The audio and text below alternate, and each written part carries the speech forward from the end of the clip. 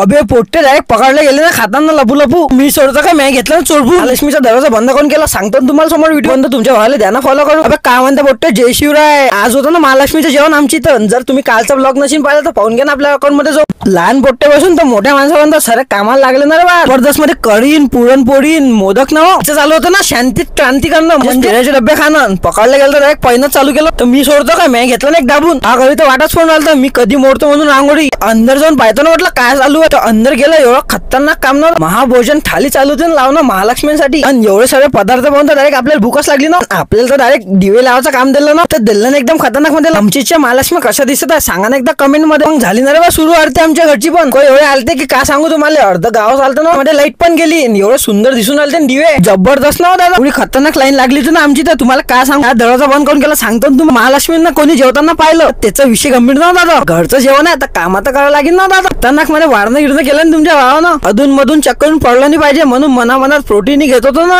पोट्टे भेटून आता नेक्स्ट ब्लॉग.